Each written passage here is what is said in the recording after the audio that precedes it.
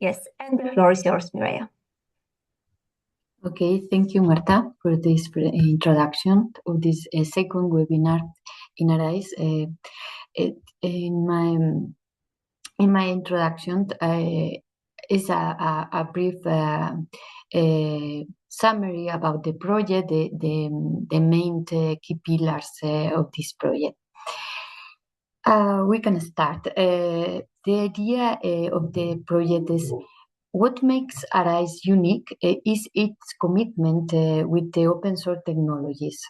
The idea is to use these technologies to facilitate and collaborate with the applications, the robotic application to facilitate the develop of these applications. And the integration of the artificial intelligence power robotics in our project. And other important pillar is also the human-centric design. We focus in three main objectives in the project: engage on the human performance in complex and demanding tasks in the industrial scenarios, and the other is the ensure they aligned with the ethical principles, increasing the safety in these scenarios and the inclusiveness and the ethical principles, and the social science and humanity frameworks. And other objectives is how this human-centric design impact in these robotic scenarios. And our aims is to drive innovation in not only agile and cost-effective is the main key point, is sustainable and in this modern industrial environment. Is the main three important objectives. And in around of this community is the idea to move to the Industry 5.0 and where the humans and machines collaborate together in an agile way. Next slide, Claire. Thank you. And our principle is our middleware. It's different open source technologies compound this ARISE all-in-one middleware. Fireware, ROS2, vulcanizes with FastDS, different smart data model, and ROS for HRI, and AI powers skills modules with facilitate different tasks with this artificial intelligence transformation. The idea is ARISE delivers a comprehensive all-in-one middleware designed to integrate robotic skills in a standard way and a seamless and standard way. Our approach is open source and standard-based. All of it is standards in our open source technologies. The idea is ensure the adoption of these open source technologies in this robotic community and the adaptability and to improve the reusability. It is our middleware that the idea is in our experiment in the open code is that use these open source technologies, not everyone, but there is different open source technologies in your development. Others, next slide, Claire, thank you. Other idea is these three elements, that the idea is three elements addressing with this middleware. The first point is the reusable application. It's really important that the reusability of our developments, but to provide in the community the modules or the different frameworks that can be used in the future. The idea is creating different standard frameworks, ensuring the application that human-robot interaction modules that can be used in different scenarios, not in our environments, but that can be used in other scenarios in the future, but to be grounded this community. Other important point is connected system and robots. This middleware with this standard is an idea to easily integrate the distributed devices that use these operational planes that the communication with the other part in the factories, for instance. And they integrated with open platform in different industries. The infrastructure are using the other infrastructure. The idea is the connection can be more easier and facilitate the communication. The compatibility with this other existing devices, it is the existing infrastructure in this environment, industrial environment, different SMEs. And other part in the project is our TEF. Claire, next slide. Important point in our project is our testing and experimentation facilities. We are working on 4 pilots in different entities, and we were the early adopter of this middleware, and we provided feedback about the using the different technologies at different modules. The idea is the 2 years. We started the project in 2024. The idea is during these 2 years, these initial 2 years, the idea is the implementation in the TEF.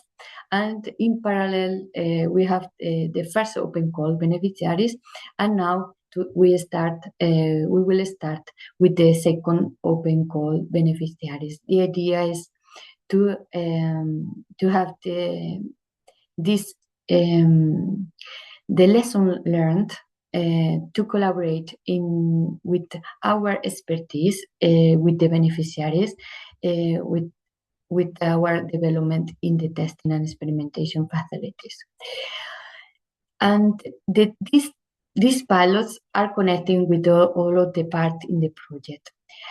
For instance, with the open call, we have this Spirent example in the pilots, the FSTPs, the challenges. We have the 8 challenges. We provide these challenges as the Spirent example to the beneficiaries. Only an idea, but to develop your application. And we have different visits and interviews with our experts in social science and humanities, and to incorporate the ethical principle and the social science knowledge in our pilots to facilitate that the other can apply the same framework. And the relation with our mentoring program. And we provide of the mentors, TEF mentors, to this mentoring program. This program, the main objective is the support to the beneficiaries in this experiment along of this 1 year, is to have mentor and help with our experience and knowledge about this middleware. The idea in our middleware is in our project, these pilots are based in different environments, is manufacturing, logistics, and healthcare. But in our open call, we can't access it other environments other environments about this robotic application. And our challenges that we are addressing in our pilots pilots. Step 1, we have the different challenges: dismantling and assembly high-value products and complex product picking in industrial warehouses. And step 2, we have flexible collaborative robotic assembly and packing, and other smart programming robotic kitchen assistant, and to develop the different kits in the industrial environment. And other step 3, in PAL robotics, we have two challenges. Is based in this other healthcare environment. We have engaged robot functionality through the multimodal human-robot interaction, and other for the fetch and carry tasks in healthcare environments, for instance, hospitals. And this is a little different, but is more based in this healthcare scenario. And Politecnico de Milano, step 4, we have improving the task in the ergonomics and the precision task, the efficiency in this precision task. This is our for TEF, our 8 challenges that we are addressing in our project. You can use this example, how to aspire. Thank you. And now our technical coordinator explained different technical pillars and requirements. Francisco Melendez. Thank you. Great. Thank you, Mireia. Well, these first 3 slides are just a recap of the first webinar, and I have included them just for those who are new to the series of webinars. In this first one, we focus on the key concepts and topics related to the excellence section of your proposal. What is exactly the use cases we are targeting, and what is the overall list of compulsory requirements for the solution you should present. Well, more or less, as Mireia was indicating, is everything about Industry 5.0, so the smart industry with this focus on inclusiveness and on caring about the safety and well-being of the workforce along with the business KPIs. And then regarding the solution, I want to stress, as I did in the last session, that all of the experiments must consider a robotics system. So we are not looking for agents which are purely digital or just AI solutions which are not connected with the cyber physical world. We need an actual robotic system in there. Well, we can go to the next one, Claire. Yes, regarding the impact, it is 2 things. On the one hand, the core part, and we will see this in more detail in the following slides, is the industrial added value. So everything in the Cascade Funding Program is about demonstrating how collaborative automation can help our industry, bringing added value to it and being respectful to these safety and well-being parameters that we were highlighting in the excellence part. So this is a core part of the impact. If we do not have a message for this, it is difficult that our proposal is competitive. And then we have the commercial strategy. And this is linked to when you are building your consortium, what are the evidences and what level of credibility are you able to communicate with your industrial end user? Is it an actual potential adopter, or is it just one proof of concept with no, let's say, deep interest in adopting the solution that will emerge from the experiment? Is it that the tech provider is willing to make business around the solution that will emerge from the project, or is it just that we want this funding for experimentation and for exploring ideas? Or is it that the outcomes of the experiments are so relevant to a well-known and widespread problem that we have the opportunity to contribute as the ARISE project these solutions to others for replicating the success, or is it just a niche approach to a problem? These are the things we want to see in the commercial strategy, right? Next, implementation. Yes, there are a number of requirements regarding the creation of consortia. It is compulsory that you have an industrial end user, then this part of the tech provider, and it is compulsory that you have an SME. So I am receiving a lot of questions. How can I configure my team? Claire will elaborate on these requirements later, but I would stress that the SMEs must be part of there, and that this tech provider, you can rely on some third party to contribute a very small component or a very small capability that you as the main tech provider are missing in-house. Then we have a series of deliverables from the design with the individual mentoring plan to the proof of concept in which the overall concept must be revealed in simulation, in a very simplified scenario, whatever. But in the end, we will deliver a demonstrator, which is TRL 6.7. In this point, some of you are asking whether you may consider the testing and experimentation facility as the facility for the demonstrator.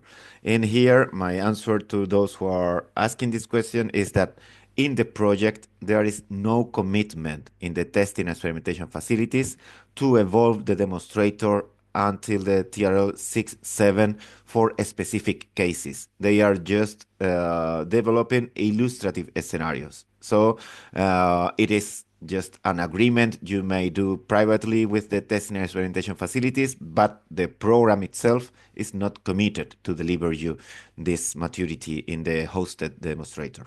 And then the open reusable module, which I will elaborate on in the next slides. Regarding the technical requirements for implementation, yes, I will elaborate further on this. Next, we can go to the next one. Yes, let's jump into the core concepts I have prepared for today. What is the ARISE, what we are calling the ARISE reference framework, and why is it so relevant for you? Because in the proposals, and we will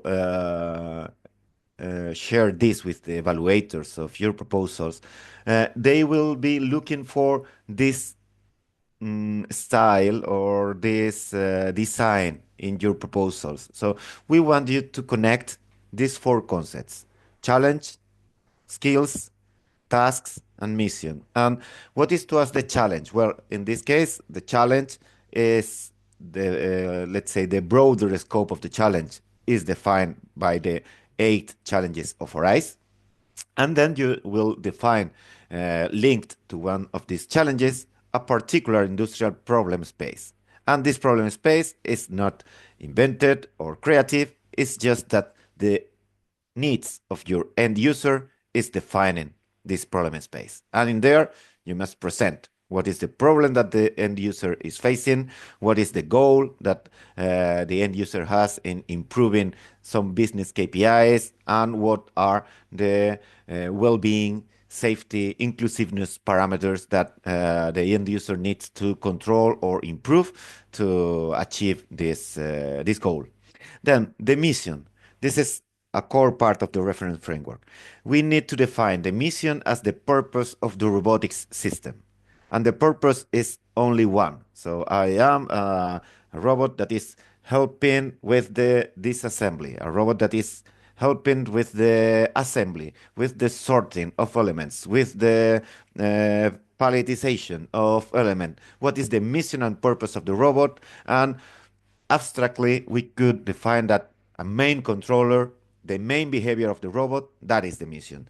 And then, in order to fulfill the mission can be broken down into a series of objectives or tasks or milestones or mission segments. This is what we call tasks. Tasks are a concrete set of steps that, when properly executed, are achieving an objective. And then the mission is composed of multiple tasks, and the counterpart of the tasks are the skills.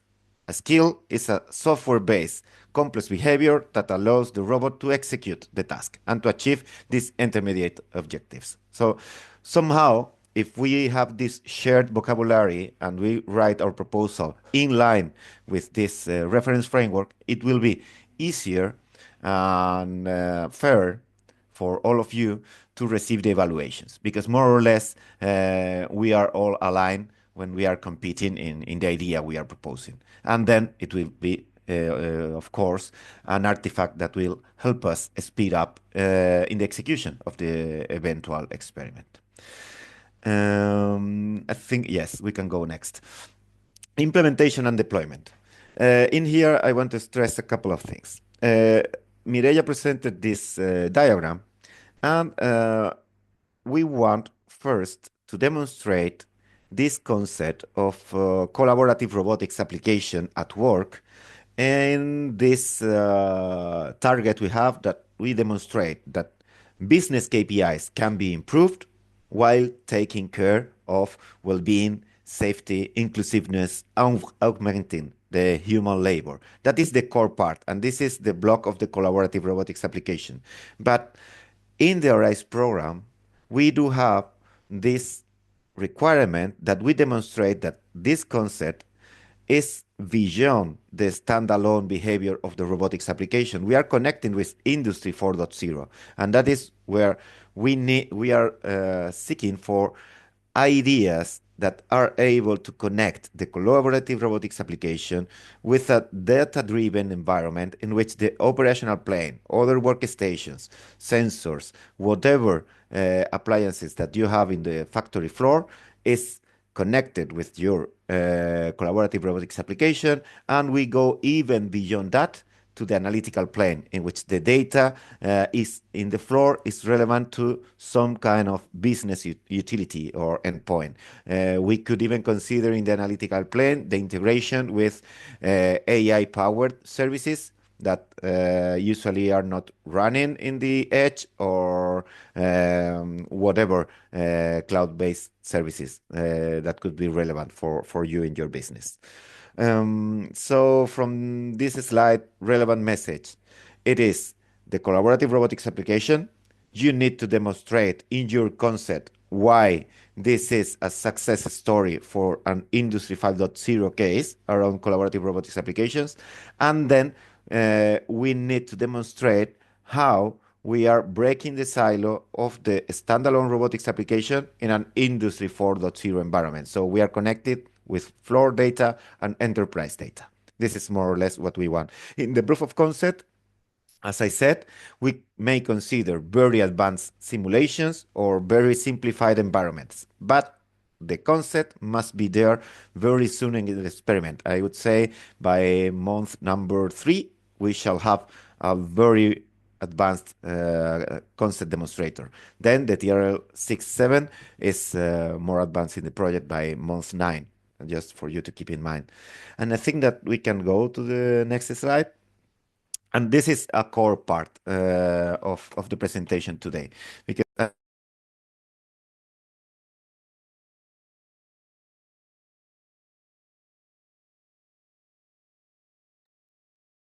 We're not hearing you, Yes, Francisco. Francisco. I think you muted yourself. yeah, now, okay, yeah. Can you hear me now? Yes. Okay, perfect.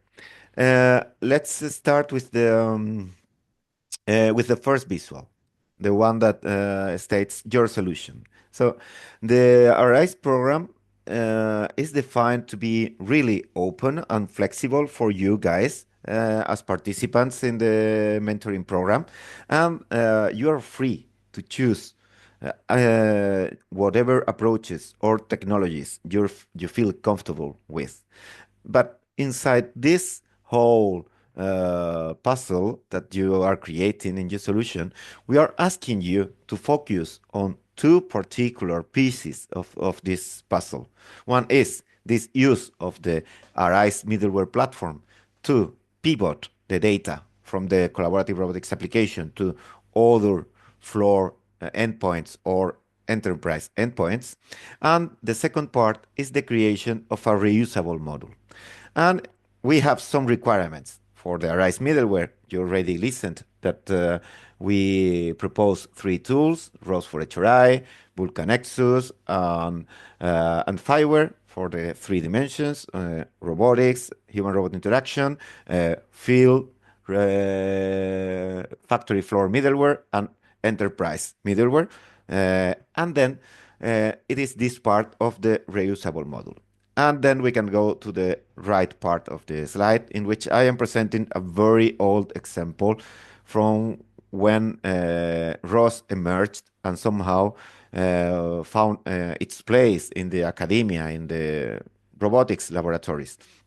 So what is the essence of the open modules we are looking for?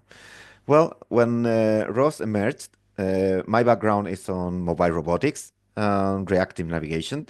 I was in there in the academia by that time. We did have the hardware in our mobile robotics labs. We did have the Hokuyo laser range sensors, the RGBD cameras, the ultrasonic sensors, some mobile-based platforms to build our mobile robots. And on top of this hardware, there were drivers available to interact with the hardware.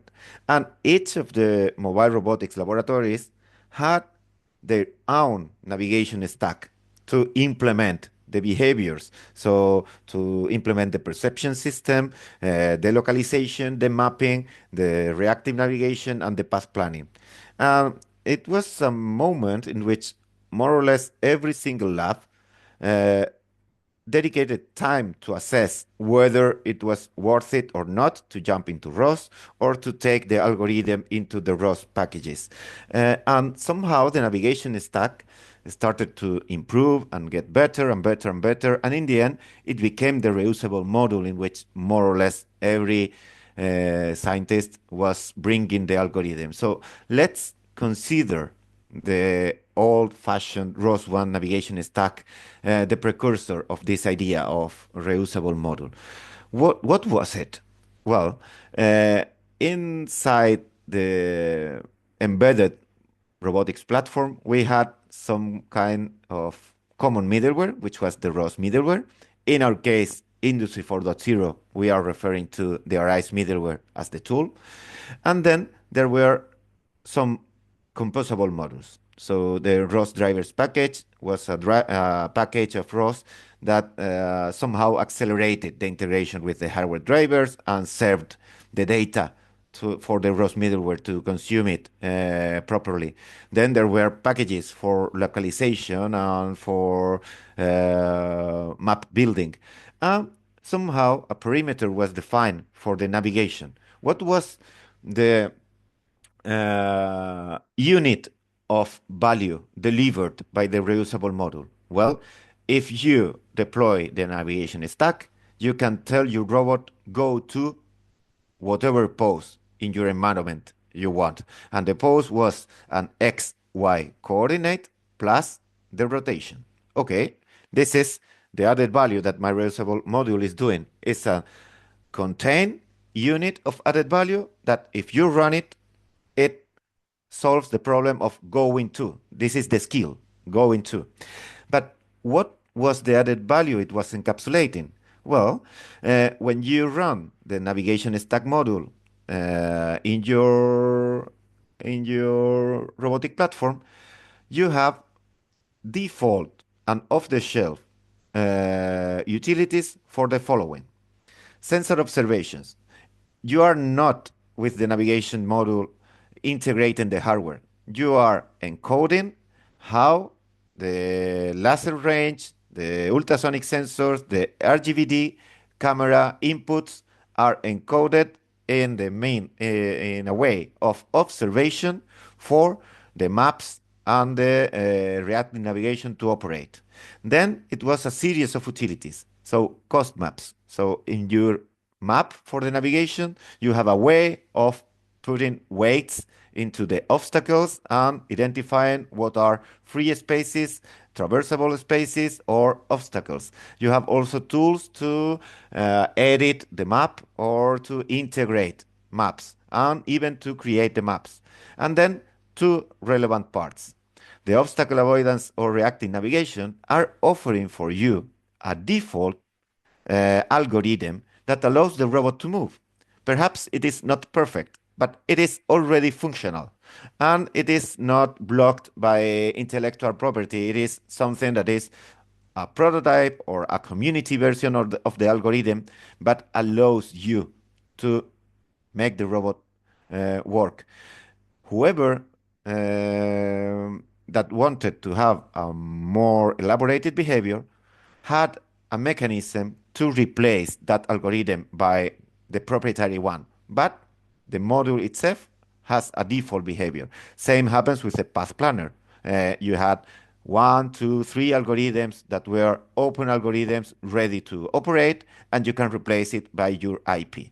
So the full picture for the reusable module is that you guys, as experts in your domain, shall find some kind of building block, just as I am presenting here the old navigation stack, and tell us what is your purpose for the delivery of the open reusable module. You shall include this default or old-fashioned algorithms, but the module must be something executable that delivers value to other users. And this will be the open shape of the model. You can keep your IP for whatever you need, but we need this type of added value in your proposal for the reusable model. I think that we are done with this core slide, and we will jump into the next section of the webinar, which is the overview of the challenges. And in particular, I want to stress 2 points in here. I often receive questions regarding the deviation from the exact industry sector or application environment that we are using as illustrative in our definition. In general, as you will see in the technical guidelines, where all the challenges are well documented, we have the illustrative scenario, which is focused on a sector, on an application environment, telling you a story. But then there are requirements for the capabilities and kind of contributions beyond the state of the art that we are looking for, and also the type of demonstrator we are looking for.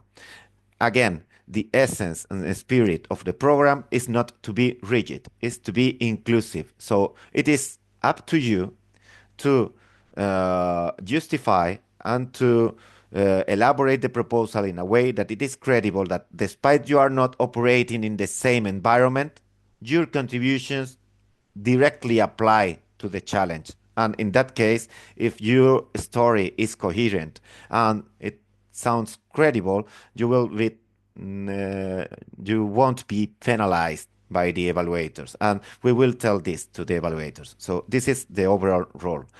Then the second thing is that within the list of challenges, you will learn in the webinar that there are 2 challenges that were empty in the first open call, and somehow it is a priority for us to cover them in this round. This is why we will dedicate some time to the owners of challenge 6 and 8 to give you more insights, to somehow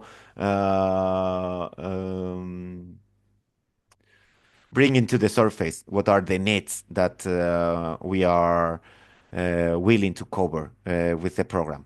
And I think that now I can hand over to the owner of challenge 6. Thank you.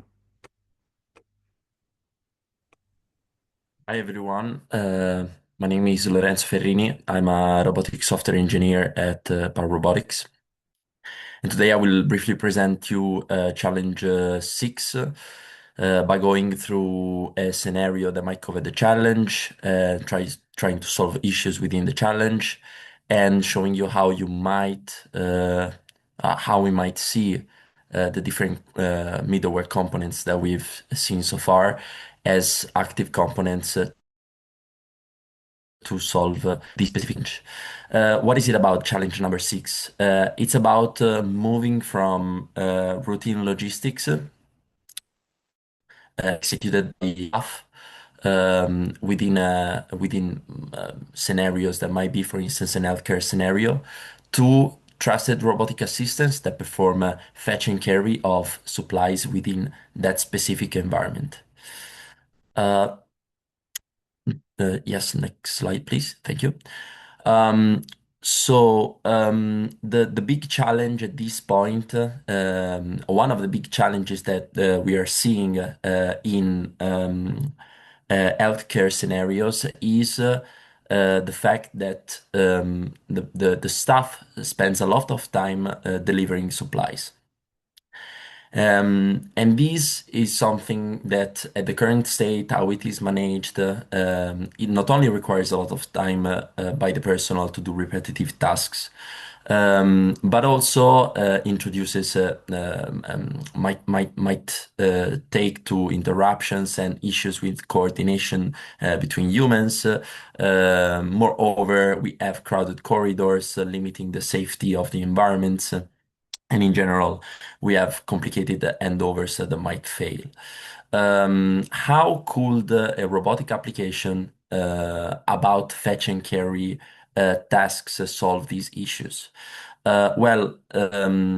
Imagine robots handling these, handling the distribution of medical supplies and prescriptions from global storages to local storages, depending on the people, the patients that are spread all over the healthcare environments, might limit first of all, the burden on the staff, and limit the amount of repetitive tasks that they have to manage. And moreover, could automatize the traceability and the handover of these prescriptions and medical supplies, simplifying a very complicated aspect that we are seeing nowadays in the management of these healthcare environments. What will this require in terms of software developments and capabilities from a robot within in this environment? It would require from the robot to be able, first of all, to move in a social scenario, a social environment, an healthcare scenario, or even like different type of scenarios where we have humans going around. They are all deeply social, and that requires not only to avoid obstacles while moving between the different areas of the environment, but only to do so in a social way. So that is respecting social norms, not only being safe, but also conveying safety to the people around. It should also be able, the robot itself, to manage all the process about understanding which are which missions it should perform, understanding which are the requests in automatic remote ways, but also through communications through communication with the humans. In an healthcare environment, we might think of direct communication with the staff, nurses, and so on. So these are the main tasks, and these are the main challenges that are required to be faced to move to the future state of healthcare environments. Yeah, next slide, please. So how can we see the middleware that was introduced before in action in such a scenario? In such a scenario, we might first think of a context and prescription evaluation that might be performed and handled via firmware where the context broker, for instance, might help managing the amount of prescriptions that are available in local storages and understanding when there's a need for refurnishing, automatically notifying a personnel, for instance. And later on, while moving through the environment, performing the fetch and carry task, the robot might face, as we say, the social environments when there's a need to perceive and understand the intents of the humans in its surroundings. And this could be performed taking into account and using ROS for HRI and RPK, which are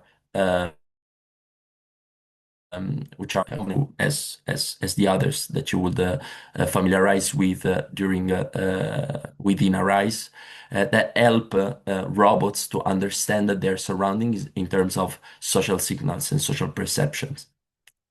With the final goal, of course, to understand the needs, communicate with the people in the environment.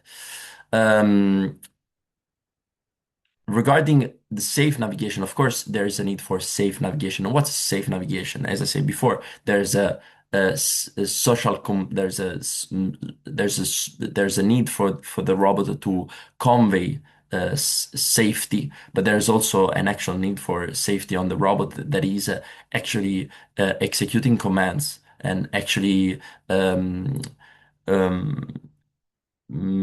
being safe in terms of movements and navigation. And this is possible, for instance, via Vulkan Exus, allowing for real-time control, safe real-time control of the robotic platform.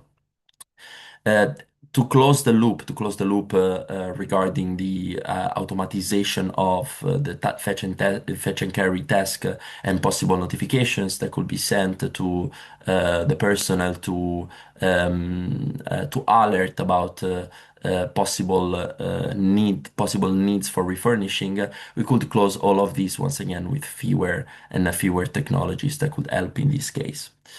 Yeah, next slide, please. So this was just an example of how you could of a possible application within the context of Challenge 6 and how this could be covered using the middleware that's required to be used within ARISE. There are different environments where this technology might apply, of course, such as retail and warehousing or smart offices, or why not hospitality and events. The challenge is huge, and it's honestly very very interesting and might offer a lot of possibilities for future developments. There's a high need for these kind of technologies, and there's a huge room for advancements that still need to be reached. So yeah, thank you for paying attention, and I will leave the floor to the next to Challenge 8. Yes, good morning, everyone. I'm representing Polimi Testing and Experimentation Facility, and we are here for the Challenge 8, which is the title is the Human-Robot Interaction for Improving the Ergonomics in High-Precision Tasks. And we will explore how this robotics and ARISE middleware transform the high-precision manual tasks into safe and ergonomic human-centric workflows. So the shift here is moving away from the one-sized and fixed frames, I would say. So you can imagine the current state in different applications that you need to work on, and the operator should work on a fixed frame for a long exposure of time, and having a static height that the operator is working on may cause the disorders in the skeleton of the operator, or the operator or technician needs to twist to reach to the workpiece or to the part, for example, And the scenario when we have the inefficient manual logistics and the operator should carry a part, for example, that is heavy by itself. But while the future state will be using a collaborative robot that is able to collaborate with human, and it's adaptive, so it can adjust based on the physical characteristics of the technician or the operator, or it can rotate the workpiece in order to accommodate the part for the operator, or we can have a seamless handover scenario using the, for example, automated guided vehicles in order to address the issue of the inefficient manual logistics. You can see in the picture the example that we are implementing in RTEF, and I will explain it in the next slide, but this is a graphical user interface that we have developed to show the critical parts of the body that are under bad posture, and we will have an adaptive loop to mitigate it. So in the next slide, you can see how as an example, how the middleware of the Arise enables this adaptive loop. So we can first of all load the profile of the operator using the Fiverr context broker, the JSON-LD, and by that way we can retrieve the physical characteristics of the operator. Then using the ROS4HRI library and camera systems, we can track the human pose estimation and the skeleton of the operators in order to know the posture. Then for the adaptive action, we can rely on VulcanExus and ROS2 in order to communicate with the robot to perform and execute some movements or tasks for us.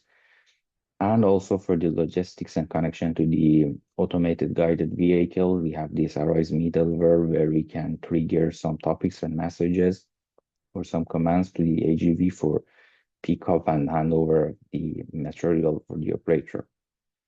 In the next slide, you can see how we have implemented in our testing and experimentation facility. We have a assistive folder scenario for dismantling of a printed circuit board's use case.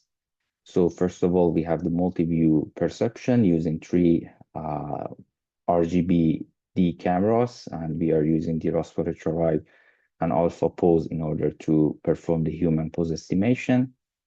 Then in the ergonomic scoring, again relying on the ROS4HRI, we are calculating and scoring the posture of the operator using the Rula assessment, which is a method for scoring the upper limb of the body.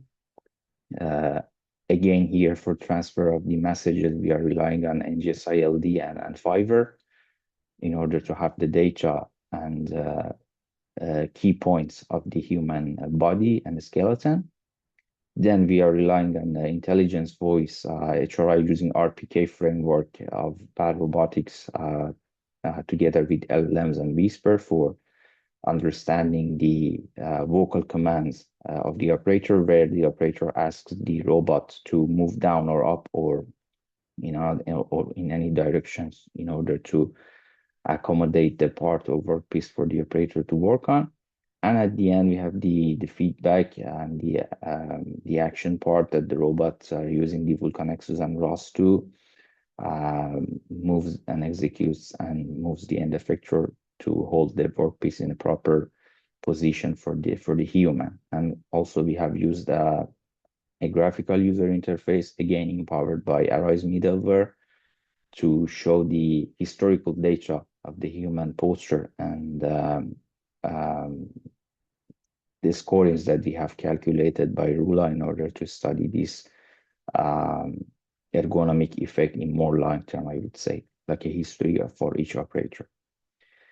So in the next slide, you can see that beyond the electronics that I explained for the printed circuit board dismantling, you can have it also the same challenge in different scenarios, such as the automotive assembly for overhead tasks, where we can have the lift assets by the robots to fix support for them, or for example for logistics we can have the palletizing robots handle the vertical lifting, presenting boxes to workers at chest height, for example, for inspection, or a handover scenario of the tools to be delivered to the operators.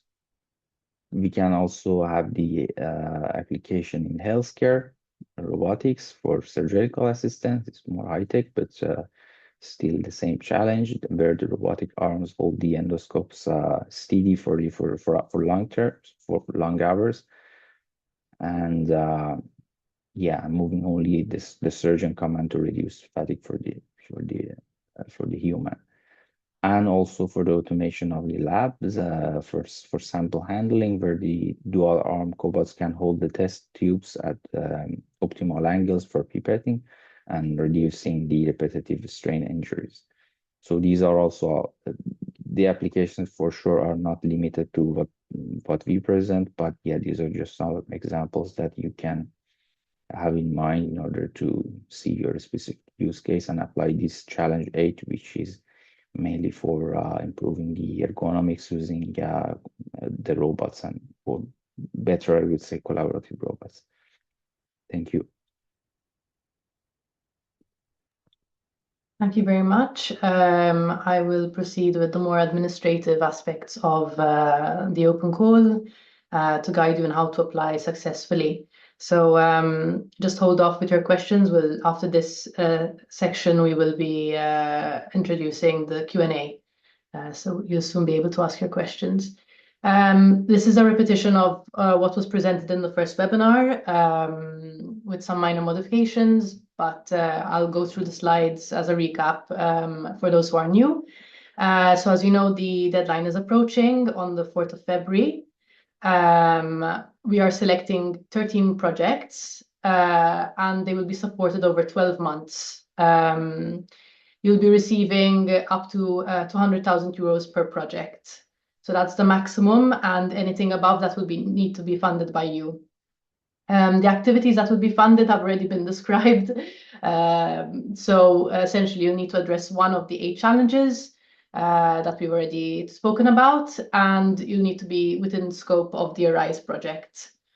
A question that keeps coming up over and over again is what sort of applicant we're looking for. So you can apply as a single applicant, so you don't have to be a consortium, you can be one single applicant, and you will need to be an SME, playing the role of both the technology provider and the end user. Otherwise, you can be a consortia, and that could be a consortia of up to 3 partners. And I will talk about the 3-partner consortium in a bit. But essentially, if you're going to be a consortia, you will need a technology provider and an end user. And if you want to add an extra technology provider, you can do so if you want to be a 3-party consortium. Remember that it is essential that one of the entities is an SME. Okay, so this is a criteria that cannot be ignored. Okay, I'm not going to go into detail here about the challenges. We've heard all about them. The only thing I'd like to mention, which I think Francisco may have already mentioned earlier, is that challenge 6 and 8, which we've heard about now to our colleagues, were not addressed in the first open call.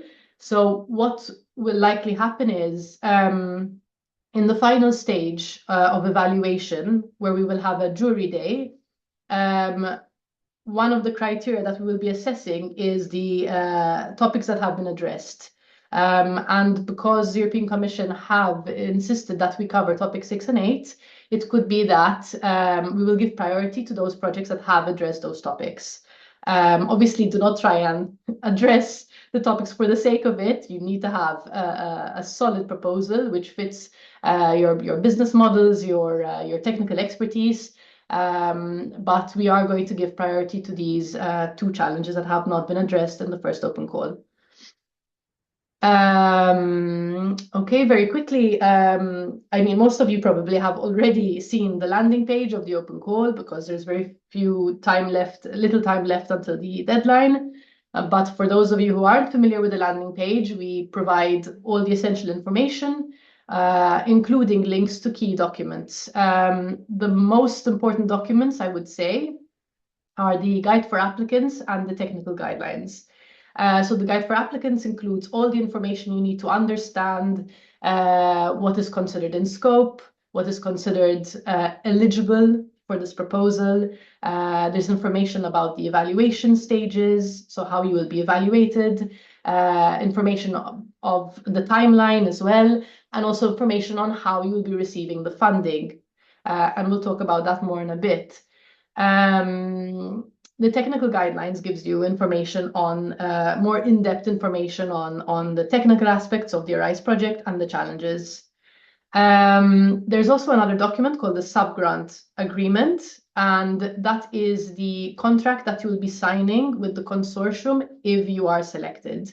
And the reason why we share that with you in advance is because we have seen in the past that once we've selected the projects, we sometimes get requests to amend the contract. And unfortunately, we cannot do that. So essentially, you have the time now to review the template to see if it aligns with your legal and business needs. So it's important that you are comfortable with the terms and conditions of the contract. And additionally, because some of you have asked, we have included now the budget template and the Gantt template, because in the application form, which I'll look at in a bit, there is a request for you to upload a budget template and a Gantt template. You could have used your own, whatever works for you, but we're also providing you an example budget and Gantt template for you to use in case. The other thing I'd like to highlight is that in the guide for applicants, we do say that multiple submissions are allowed, but we will be selecting the highest scoring application. So we cannot fund you twice, essentially. So if you're applying twice, perhaps you're increasing your chances of receiving funding or being selected, but we cannot fund both projects. We'll just be funding one, okay?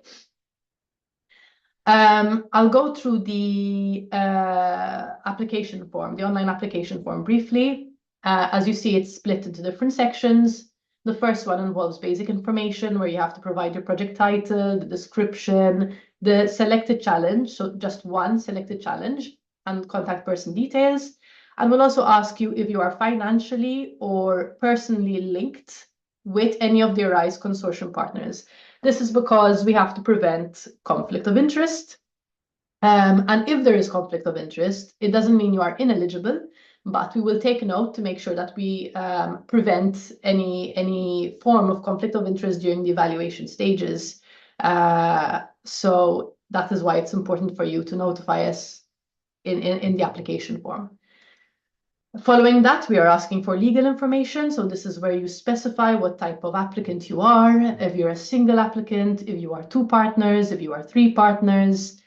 And here I would like to highlight an important aspect on the three-party consortium. We allowed for this format because we were awaiting confirmation from the European Commission that a three-party entity would be eligible. We thought that we would get this confirmation ahead of the call deadline. So far, we have not heard from the European Commission about whether the third-party consortium is indeed eligible. So if you are proposing an application as a three-party consortium, there's still a risk that you will be ineligible.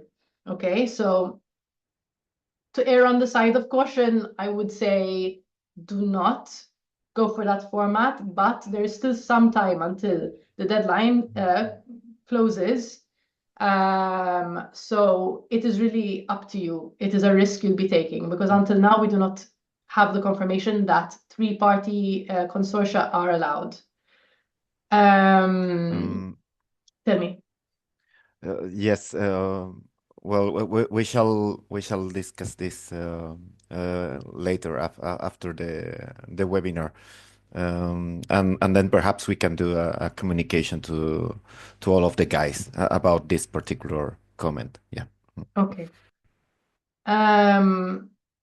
So now I'll go through the 3 sections that will be evaluated by the external evaluators.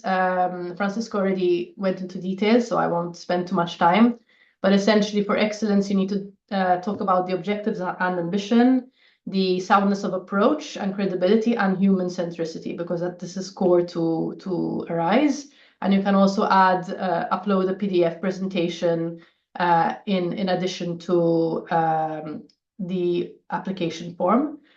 In impact, you need to focus on the industrial added value and the commercial strategy and scalability, as well as environmental and social impact. And again, you can upload a PDF to support your details in the application form. And finally, with the implementation, you need to talk about your work plan. And this is where you upload the Gantt.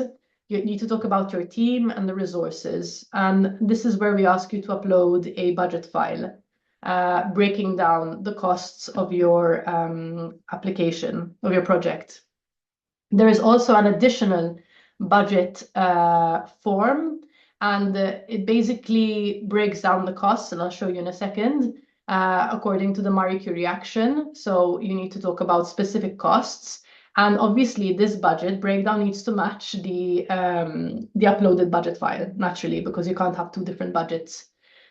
So the budget estimation is broken down into these main categories: personnel costs, mobility, so related to travel and subsistence, and other categories, such as the purchases of equipment, as well as subcontracting.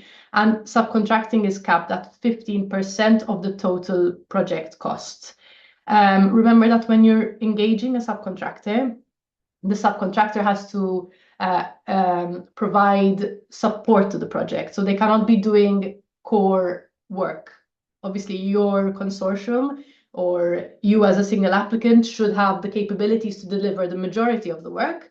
And then you can bring in a subcontractor who will then assist and support the work that you are doing. On top of that, you need to calculate 25% of overheads. But remember that those 25% overheads do not apply to the subcontracting costs. So it would need to apply to the purchases or other goods, mobility, and personnel costs. Following through with the application form, you have some other sections to complete. One is called the statistical section, and we also ask you to provide information on the number of female and male team members involved in the project to understand if there's gender balance, and also if you're bringing any IPR to the project.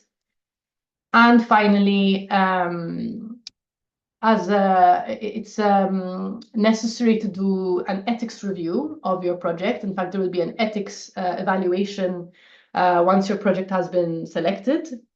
But in advance, we are also asking if you have any specific ethical impacts and if you comply to the EU AI Act, as well as if you are GDPR compliant.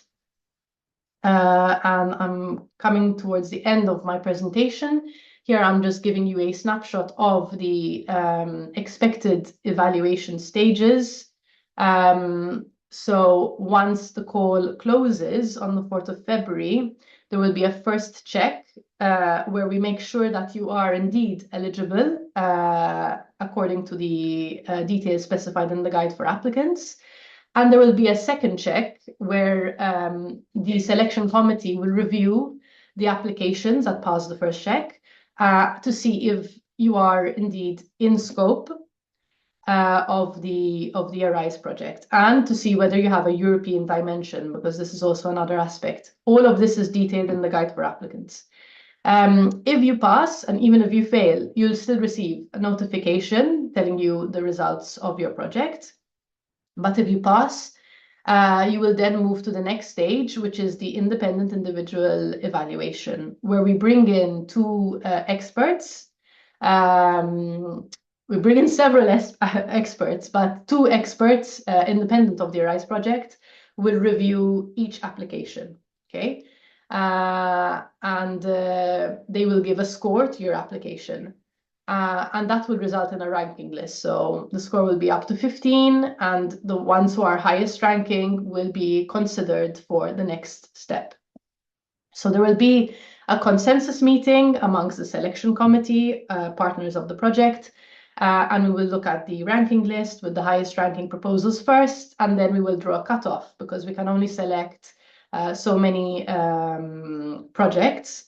So we will invite about, I think, 26, if I'm not mistaken, projects to a jury day. I don't remember the exact number, but definitely a higher number than 13 because we need to select 13 projects in the end. So we'll be selecting a number of projects to the jury day where you will present your project. And that will be the final evaluation step. The consortium will then select 13 beneficiaries and you will be invited to a formal check. And this is a very administrative check, let's say, whereby you need to provide us documentation on your legal status, your financial status. We will check for double funding because we cannot fund the same activity twice, 2 projects across different EU projects. And there will be an ethics check as well. And finally, if all goes well, you will sign the subgrant agreement between yourselves and the consortium. And my last slide is a snapshot of how you're expected to be paid across the 12-month support program. As you can see, under stages, you have 4 main stages, and these are broken down into deliverables. What happens is this is a lump sum project, so you will be paid upon the delivery and validation of your work. So for instance, in month 1, by month 1, the end of month 1, you're expected to deliver an individual mentoring plan, which is basically your work plan. It will be reviewed by the consortium and other parties that are involved. And you will get paid up to 10,000 euros if your deliverable has been approved, and so on and so forth. And by the end of it, you will get up to 200,000, depending on your budget, across the 12 months. So I think that is all from my side. I don't know if anyone from the team of speakers has anything to add to what I've said.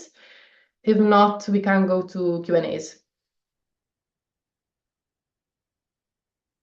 I don't see anyone unmuting themselves, so I believe we can go to the Q&A session. There's quite many questions, so yeah, let's start with the first one. And that one appeared when you, Francisco, had your part of the presentation. Is it strictly for industry or can it be extended to operations? My use case involves thousands of repetitive operations currently performed by humans to deploy a solution in the field. This is done on a recurring basis as deploying these solutions in the core business of the use case provider. Is it applicable? Yeah, well, in here, sometimes the terminology is too vague. With industry, we are not referring to manufacturing or production industry. We are more focused on workspaces or professional environments in which there might be only the professionals or professionals and customers or healthcare professionals and patients. So workspace. If this is a working environment, it applies. Thank you. Another question about end user characteristics. Is it mandatory for the end user to adopt the technology developed within their production process? Or is it sufficient for the technology to be tested, for example, for a certain amount of time? Mm-hmm. Yeah, I think that similarly to what we discussed in first webinar, in here we apply common sense.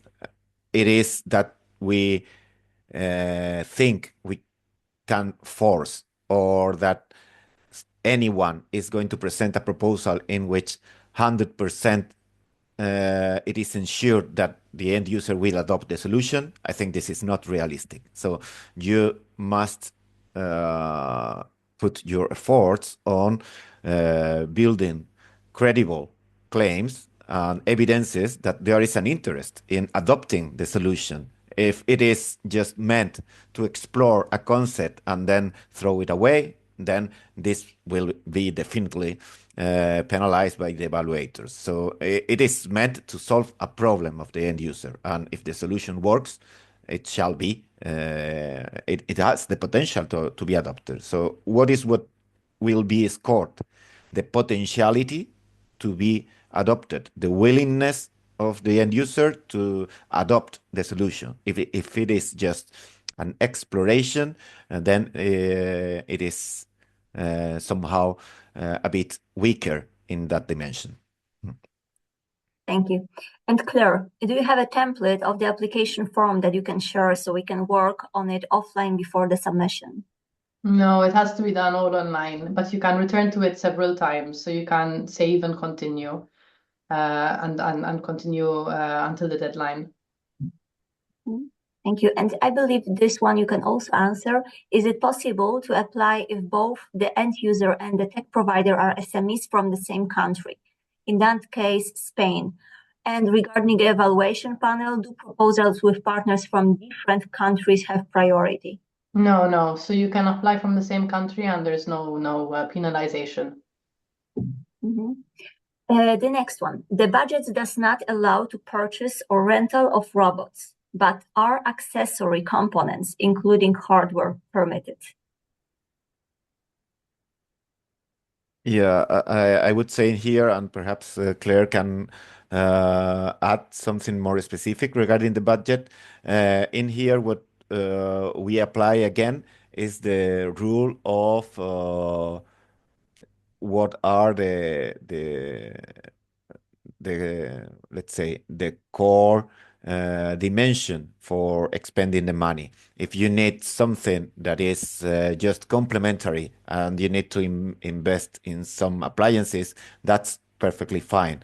But then what you cannot do is to tell us that part of the plan to be executed gets compromised because you are out of budget for the execution of the innovation. So, and on the other hand, if you present a very ambitious proposal and then there is no money left for the innovation to happen because everything is invested in materials, then this will be not credible for the evaluators. So you just need to consider that the main message is that the money is for the innovation, not for purchasing materials.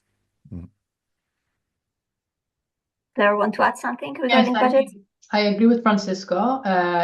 They are eligible costs, of course, but I mean, the importance is that you are focused on spending the budget correctly. So don't get lost in spending budget in places where you'll be doing little else than working on the development of a product. It's better if you focus on the innovation part. Thank you. Were the other challenges already covered in Open Call 1? So Open Call 2 candidates need to focus on Challenge 6 and Challenge 8. Does it mean other challenges are not open in this Open Call? No, all challenges are open. All challenges are open, but we're giving particular emphasis to Challenge 6 and 8 when it comes to the final evaluation stage. So feel free to apply to any challenge. And the other one regarding travel expenses. Are the proposals called to include travel expenses for the use, training, operation, tests on the selected staff? Can you tell how it was executed in previous Open Call? For example, according to the past experiences, average number of on-site tests by experimenter. What is the stage of the rise? Yeah, there is a lot of questions. So let's focus on the travel first, travel expenses. Can you repeat the question about travel? Yes.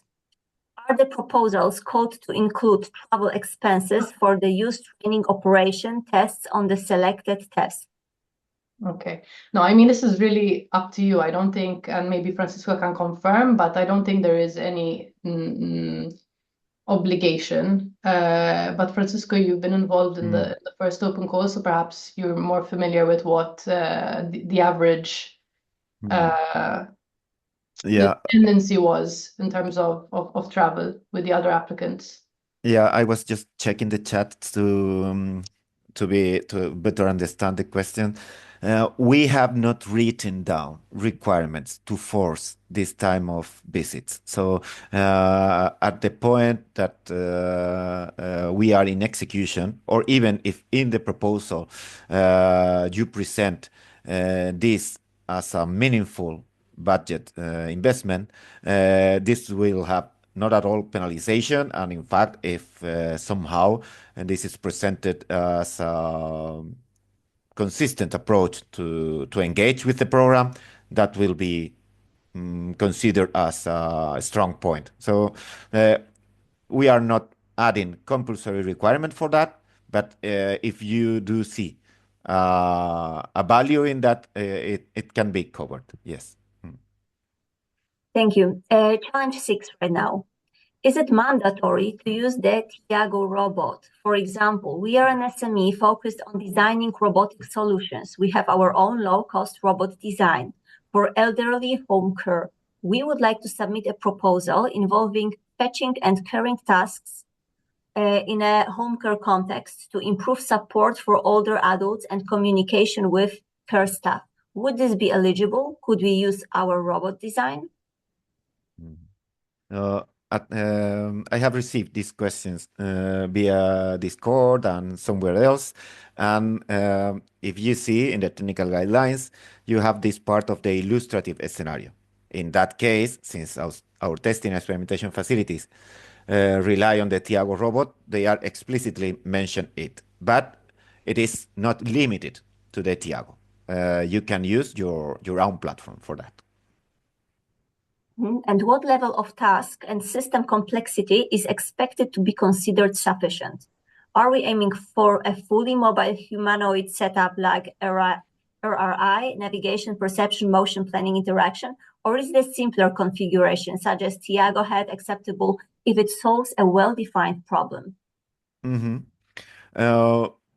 here, we need to anchor all of our proposal with the needs of the end user. And it is the effectiveness of the proposal to reveal this is the actual problem of this industrial end user, who, by the way, is relevant to the domain because of this and this and that.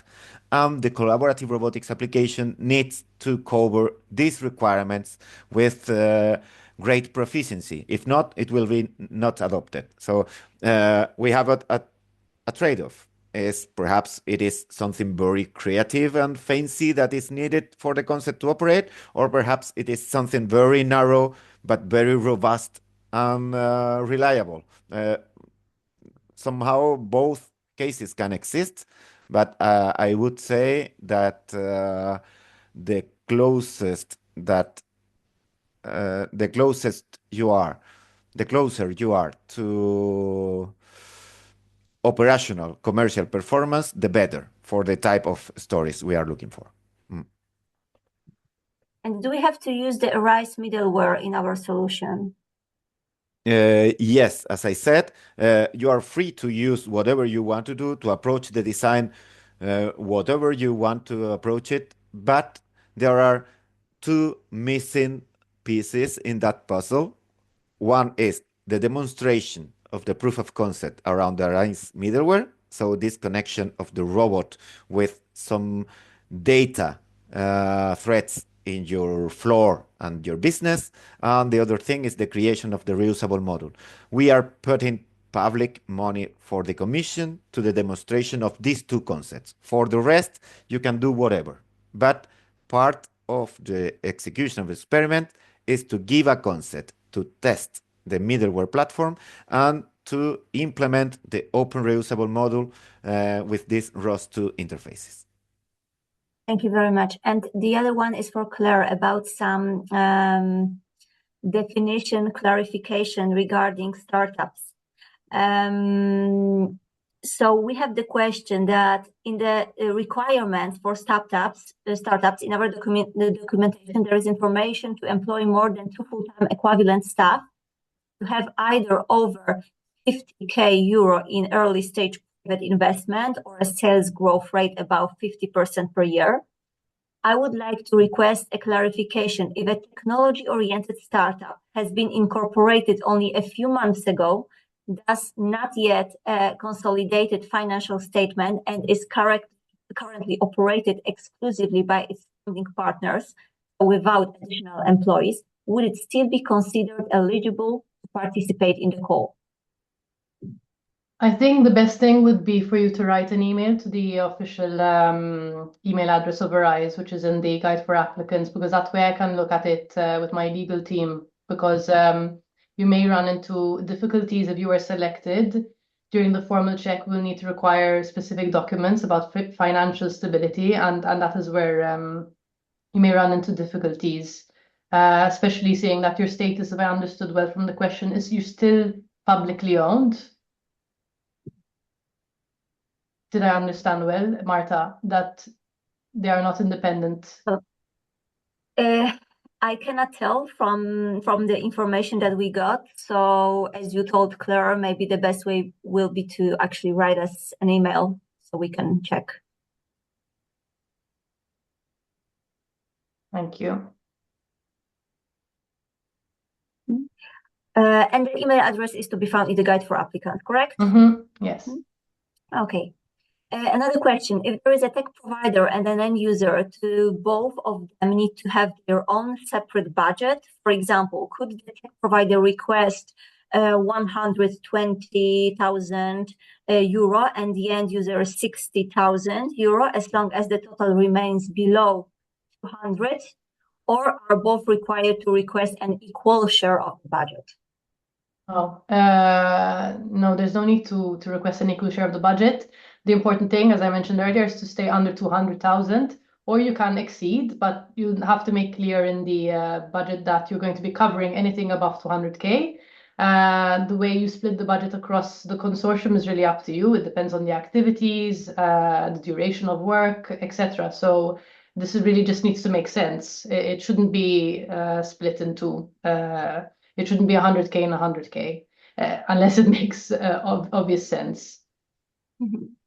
Francisco, if a proposed modules, for example, for handover is clearly aligned to more than one challenge, do we have to select only one, but can be useful to cite possible use on the others?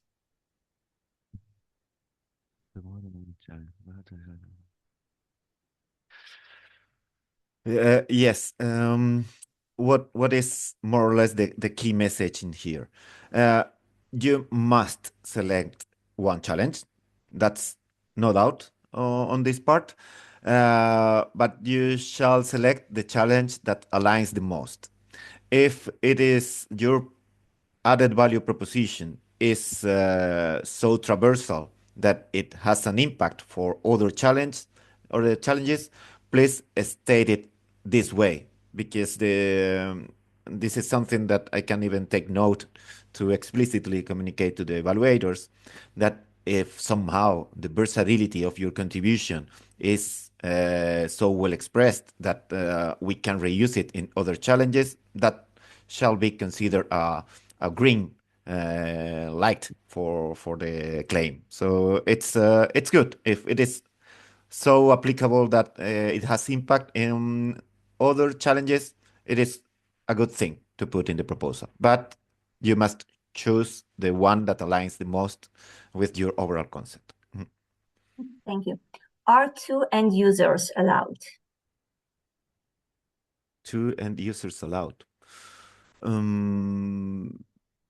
I see no problem for that. In the type of formula, we have requested the Commission to consider in the third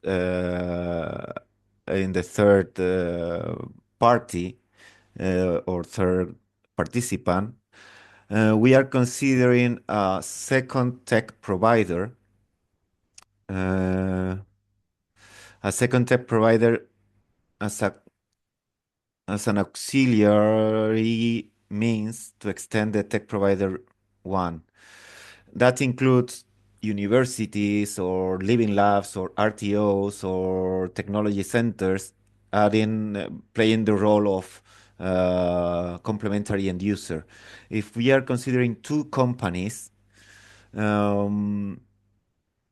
that is not a scenario we are considering, I mean, to be beneficiary. Perhaps it might be part of the subcontracting to pay for a demonstrator in a second end user or something like this. And this has a percentage in the budget that is admissible. Claire knows this better than I, but I think that I would put one of them as the industrial end user, and then in the subcontracting, I would dedicate some resources to the second.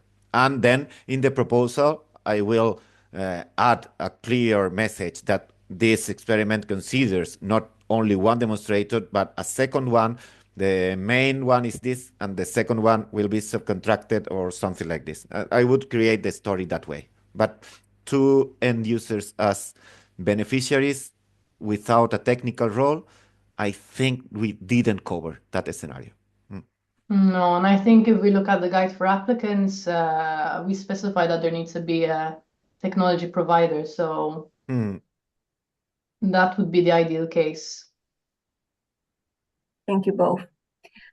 Another question. In our proposal, we want to deploy 1 or 2 robots to perform the fetch and carry tasks in the end user side. We manufacture these robots ourselves. Can we include it in our budget, the cost for building and deploying those 2 robots and the end user's premises? Or should these costs be requested by the end user in their budget? I think that this is pretty much connected with the previous question. So, are you using the money of the funded action to lower the cost of your client? Then the answer is this is not admissible. It's you are paying for the innovation, and developing or building or putting together a robot is not part of the action we are targeting. Thank you. And for challenge 4, does RISE require strongly human-centric interaction, or is supervisory human-in-the-loop collaboration sufficient?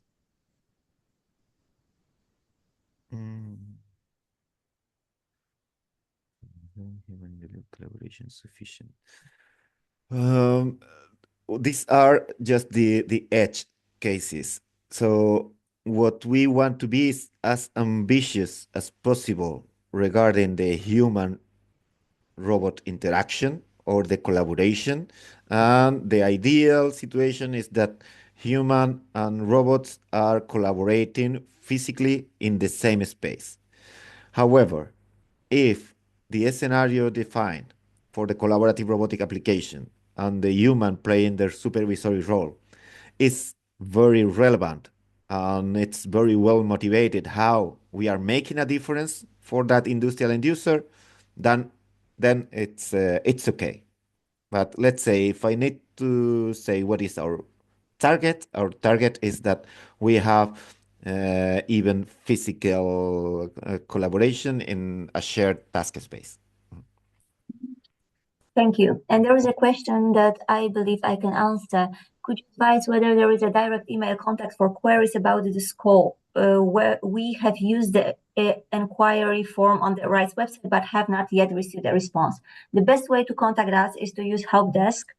I already sent a message with the link to it, so you can join it. Later, after this webinar tomorrow or the day after tomorrow, you will receive an email from me also with some link to this Discord. And there is another email address that Claire already mentioned that is to be found in the guide for applicants. And this is for more specific questions, like about this startup issue that we discussed a few minutes ago.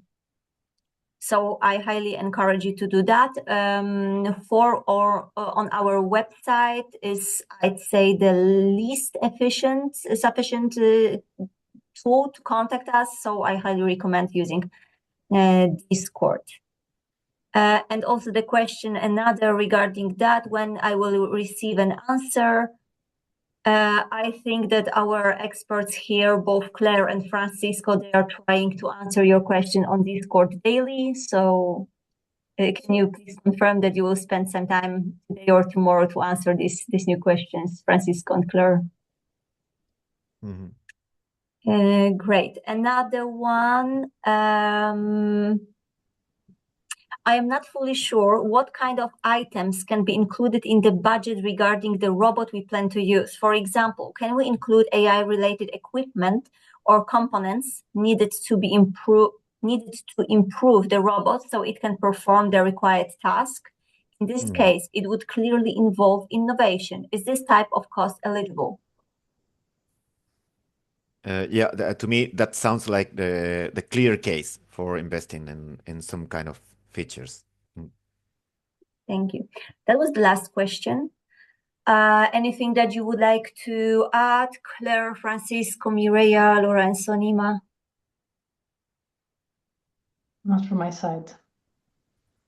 Okay, so thank you very much for attending this webinar. Thank you for all your questions. Just to mention once again that this webinar recording will be available on our social media. It will be available also on your inboxes in the upcoming days. Whenever you have any question, please submit it on our Discord, help desk, and our experts will be there to help you, and good luck with your applications. Thank you so much. Have a good day.